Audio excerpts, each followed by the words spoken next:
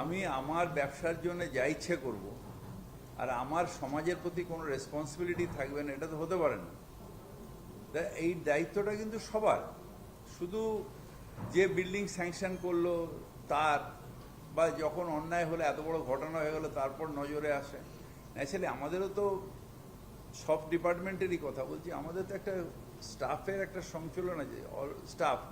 আমরা তো প্রত্যেক মানুষের পেছনে একজন করে পুলিশ বা একজন করে কর্পোরেশনের লোক দিতে পারবো না, আমাদেরও তো একটা লিমিটেশন আছে। সেখানে মানুষ তাদের নিজেদের দেখা যাচ্ছে যে নিচ্ছে না, তাতে কি হচ্ছে যে সাধারণ আবার অনেক মানুষ, তার জন্যে অনেক মানুষ দায়ী হয়ে যাচ্ছে।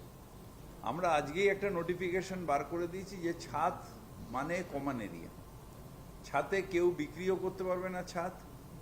ছাদ কমন এরিয়া হিসেবেই গণ্য হবে, প্ল্যানের মধ্যেও গণ্য হবে কমন এলাকা হিসেবে। এটা যেরকম সিঁড়ি কেউ বিক্রি করতে পারে না,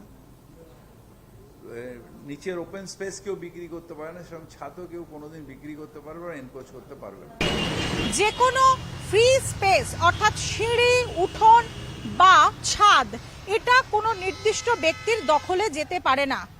যিনি এই বাড়ি তৈরি করছেন তিনি এটা বিক্রিও করতে পারেন না এবং কেউ এটাকে এনক্রোচ করে রাখতে পারেন না। আর সেটাকে ঘিরে বদ্ধ করে দেওয়া তো দূরস্থ।